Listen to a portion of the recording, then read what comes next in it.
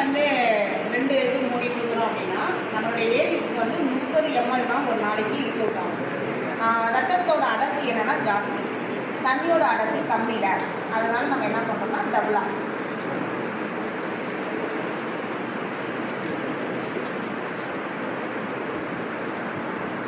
மஞ்சள் பொடி ஊதாரம் போட்டாங்களா? அது எதுக்குன்னா கலர்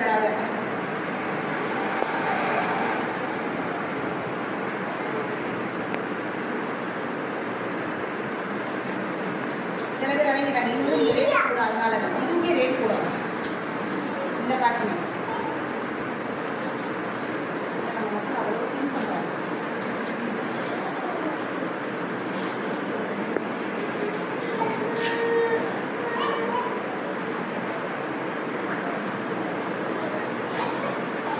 நம்ம ஒன்று 2வது ஊற்றும் போதே லீக் ஆயிடுச்சா? இது உங்களுக்கு எல்லாம் உரம் தான் உங்களுக்கு டிஃப்ரெண்ட் தெரிஞ்சுக்கணும்.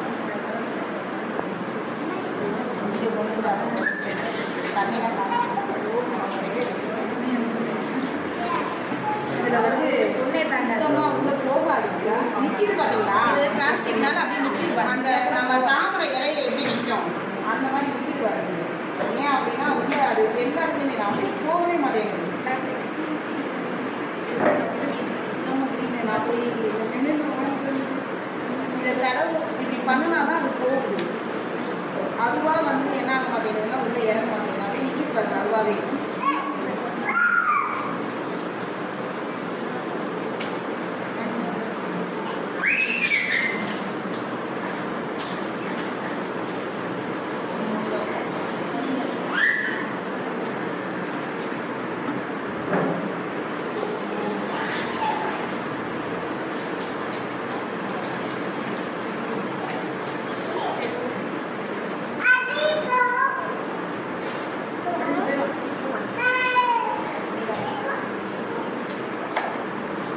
இதில் பார்த்தீங்கன்னா ஒரு க்ரீனாக இருக்குல்ல, ஸோ இது என்னன்னா ஃப்ளேவர் வந்து நீட் ஃப்ளேவர்.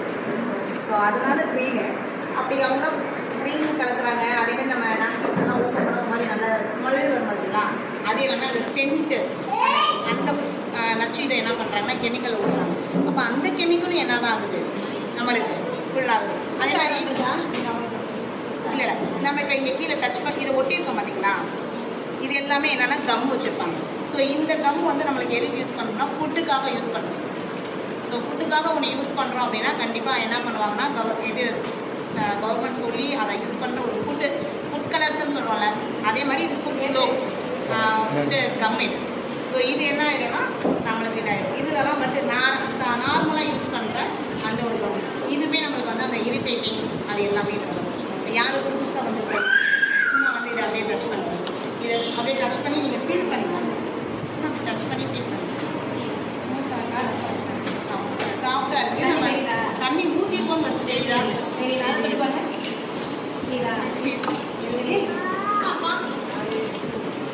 அதாவது தண்ணி ஊற்றுன ஒரு இது கூட இல்லை, இன்னும் ஒரு வேலை வந்து டச் பண்ணிக்கலாம்.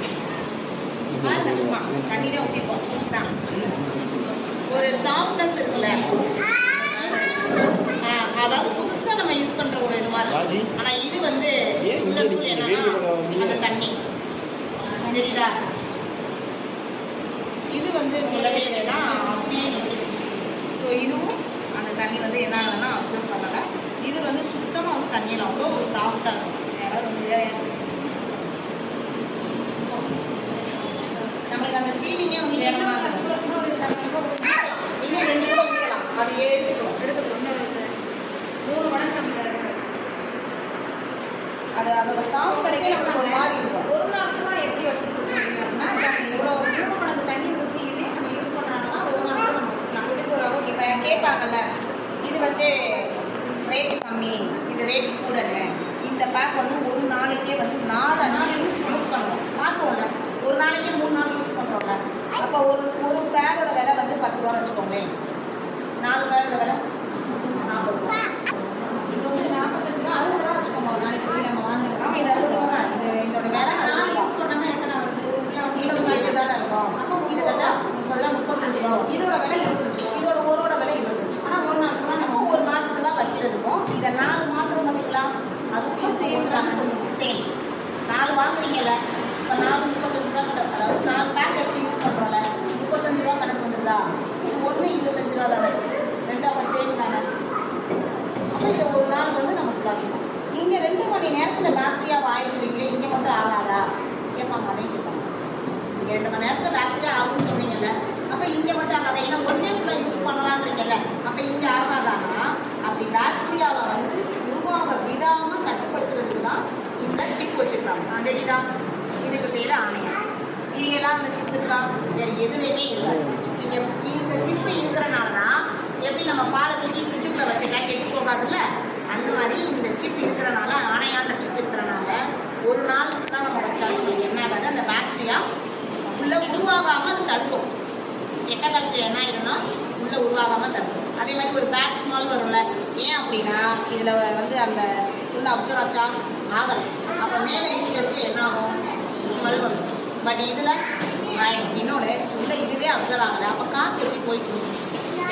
காற்று இருந்தால் தானே ஸ்மெல் வந்து போயிட்டு வரும். இப்போ நம்மளே வீடை 4 நாள் அடைச்சி போடுறோம், வீட்டுக்குள்ளே போகணுன்னு எப்படி நைட்டே தூங்கி இருந்துச்சு நம்ம ரூமை கம்மனே ஒரு ஸ்மெல் வரும்ல, அந்த நம்மளுடைய மூச்சு காற்றோட ஸ்மெல்லு. யாரெல்லாம் அதை ஃபீல் பண்ணிக்கிங்க? நம்ம வீடு நம்ம ரூமு தூங்கி எந்திரிச்சது திறந்தாலே அந்த மூச்சு காற்றோட ஸ்மெல் வந்து ஒரு மாதிரி வரும்.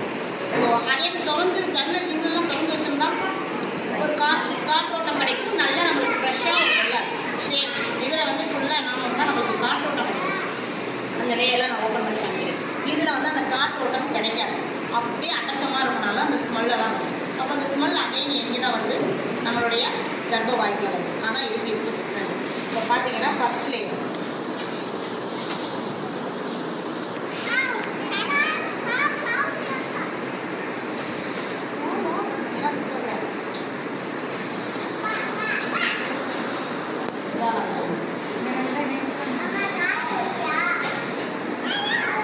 கிழிக்கையிலே என்ன ஆயிடுச்சுன்னா நம்மளுடைய ஃபர்ஸ்ட் லேயர் கிழிஞ்சிருக்கு. தெரியுதா? காட்டன் அப்படியே பாருங்க, அப்படியே பாருங்களேன், பஞ்சு பஞ்சாக தெரியுதா? தெரியுதா பஞ்சு? ஸோ இது ஃபர்ஸ்ட் லேயர் நம்மளுக்கு வந்து காட்டன். அப்போ உள்ளே இருக்க அந்த தோல்கள்லாம் நல்லா தெரியுதா? ஸோ அதனால நம்மளுக்கு என்ன ஆகுதுன்னா காற்றோட்டம் போயிடுது. ஏன் நம்மளே ட்ரெஸ்ஸு காட்டன் ட்ரெஸ்ஸாக போடுங்கன்றாங்க? அந்த வெயில் காலத்துக்குலாம் நம்ம காட்டன் போடுங்கன்னு சொல்கிறாங்கல்ல, ஏன் அப்படின்னா நம்மளுக்கு நல்லாயிருக்கும், காற்றோட்டம் இருக்கும். அதே மாதிரி தான் நம்ம அந்த நேரம் நம்ம உடம்பு ஃபுல்லாக வெப்பமாக இருக்கும். நம்ம பீரியட்ஸ் ஆகிற டைம் ஃபுல்லாமே நம்மளுக்கு என்ன இருக்கணும், உடம்பு வெப்பமாக இருக்கும். அப்போ வெப்பமாக இருக்கிற நேரம் நம்மளுக்கு என்ன இருக்கணும், காற்றோட்டம் தேவை. அதனால தான் காட்டன். ஆனால் இதில் இதோட ஃபர்ஸ்ட் லேயர்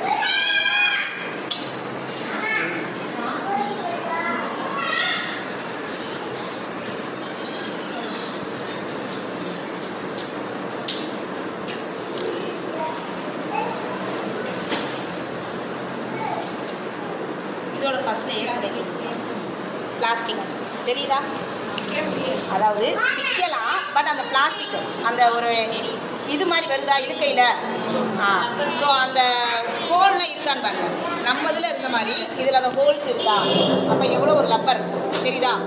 அப்போ இந்த பிளாஸ்டிக்கை தான் நம்ம என்ன பண்ணியிருக்கோம்னா யூஸ் பண்ணுறோம். அப்போ இதுக்குள்ள நம்மளுக்கு என்ன பண்ண மாட்டேங்குது, அந்த காற்றோட்டம் இருக்காது. பிளாஸ்டிக்கில் காற்றோட்டம் இருக்குவா? இருக்காது. அப்போ இதுக்குள்ளே ஏதாவது தண்ணி ஊற்றினா நம்மளுக்கு என்ன ஆகுறது, இதுதான் நம்ம மண் மாதிரி. மண்ணில் எப்படி பிளாஸ்டிக் மக்காதோ இதை நம்ம போடுறதுனால அந்த மண்ணுக்கு என்ன கெடுதலோ அந்த கெடுதல் ஃபுல்லாக நம்ம போடுறோம்.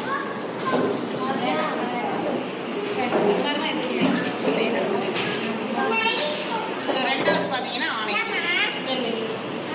ஸோ இதுதான் அந்த நம்மளுக்கு 24 மணி நேரம் வச்சாலும் வரவிடாமல் தடுக்கிறது. ஸோ இதுவுமே என்னதான் தெரியுதா உங்களுக்கு, நூல் நூலா? ஸோ எல்லாமே என்னதான் காட்டன் தான். அடுத்த லேயர் பார்த்தீங்கன்னா இது வந்து சாஃப்ட் காட்டன்.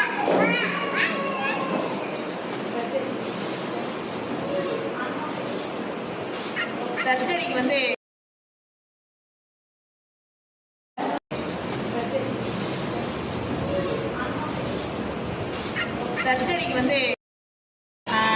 ஸ்டிச்சிங் பண்ணையில் வயிற்றுக்குள்ளெல்லாம் ஸ்டிச்சிங் பண்ணுவாங்கல்ல, அப்போ உள்ளெல்லாம் நூல் அப்படியே இருந்தும்ல, கேள்விப்பட்டிருக்கீங்களா? வயிற்றுக்குள்ளே ஸ்டிச்சிங் பண்ணுவாங்க. ஸ்டிச்சிங் பண்ணி தான் மேலே பண்ணுவாங்க. அப்போ உள்ள இருக்க நூல்லாம் என்ன ஆகும்னா அதுவே என்ன ஆகிடும், 3 நாள் 4 நாளில் மக்கி வெளியில் வந்துடும். அப்போ அதுக்கான குவாலிட்டியானதான் நம்ம என்ன பண்ணுறாங்க, வயிற்றுக்குள்ளே வைக்கிறாங்க. ஸோ சேம் அதே மாதிரி இது குவாலிட்டி. ஸோ இதுவுமே உங்களுக்கு தெரியுதா பஞ்சு? அந்த லேயர், இதில் ஒரு லேயர் இருக்கு பாருங்க, அதுதான் அந்த காற்றுக்கு நம்மளை உள்ளே போய் இருக்கிறது. ஸோ இதுக்கு அடுத்த லேயரு அதுவுமே என்ன தான் பஞ்சு தான். ஸோ அதுக்கு அடுத்த லேயர் என்னன்னா நம்மளுக்கு அதுலேயே 2 லேயர் இருக்குது. ஸோ அதுக்கு அடுத்து வந்து நம்ம ஆலிவேரா ஜெல்லி எவ்வளோ இருக்குது பாருங்கள், ஒரு கையில் அள்ள முடியாது. இதை வந்து நம்ம இது பண்ணாலும் தண்ணி வந்து லீக் ஆகுதான்னு பார்த்தா ஆகாது.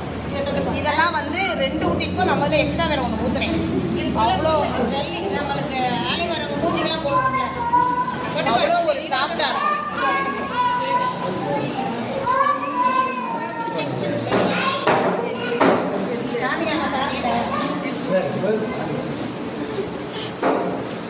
பட் இதில் பார்த்தீங்கன்னா காட்டனு. ஸோ இதுவுமே என்னென்னா இதில் இன்னும் ஒரு கிளாஸ் ஊற்றினா கூட வெளில வராது. அந்த காட்டனுக்கு அடுத்து இதில் வச்சுருக்காங்க. ஏன்னா இது கொஞ்சம் ரேட் கூட இல்லை, ரேட் கூட வச்சுருக்காங்க. பட் என்னென்னா அந்த கொஞ்சமாக இவ்வளோ தான் வச்சுருக்காங்க. ரேட் கூட அதையும் கேட்டாங்க, இதுவும் ரேட் கூட ஏதானா அப்படின்னு.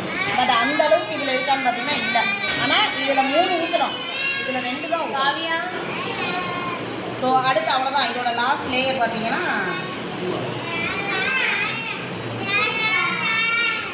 தெரியுதா, இது கையில் எக்ஸ்பெண்ட் ஆகுதா? ஸோ என்னென்னா பிளாஸ்டிக் லாஸ்ட் லேயர். இதோடைய லாஸ்ட் லேயர் பார்த்தீங்கன்னா அதுக்கு முன்னாடி ஒரு காட்டன் கொடுத்துருக்காங்க. இது வந்து அதே நம்மளுடைய இந்த சாஃப்ட் எவ்வளோ சாஃப்டாக இருக்கு, சும்மா கிழிச்சி தொட்டு பாருங்க. ஸோ இன்னொன்று இது கிழிஞ்சிருச்சா நம்மளது. ஸோ என்ன ஆகுதுன்னா கிழிஞ்சிடும். இதை நம்ம எரிச்சாலும் என்ன ஆகிடும், ஃபுல்லாமே எரிஞ்சிடும். ஆனால் இதை யாரெல்லாம் எரிச்சு பார்த்துருக்கீங்க, எப்படி இருக்கும்? அப்படியே கட்டையாகவே இருக்குமே தவிர எதுவுமே என்ன ஆகாதுன்னா ஆகாது. இதில் வந்து அப்படியே தண்ணி அப்சர்வ் ஆகும். ஊற்றுற தண்ணி கூட என்ன ஆகிடும், அப்சர்வ் ஆகி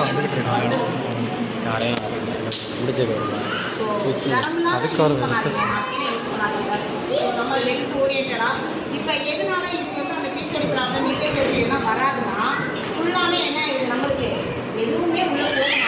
ஆனால் இதில் எல்லாமே நம்ம உடம்புக்குள்ள போயிடுது. அந்த ஒரு காரணத்துக்காக தான் எல்லா ப்ராப்ளமும் வருது. இது எல்லாமே பிளாஸ்டிக் தான், சுற்றி இருக்க எல்லாமே. இப்போ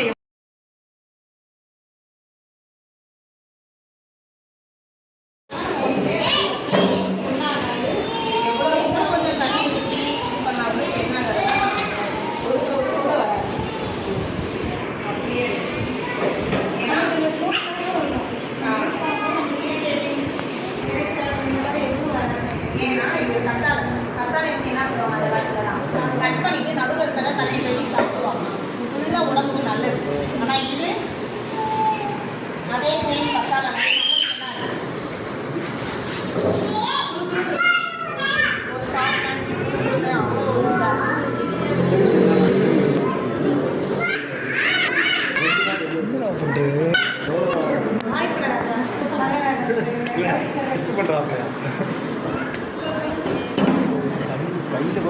இருக்கு.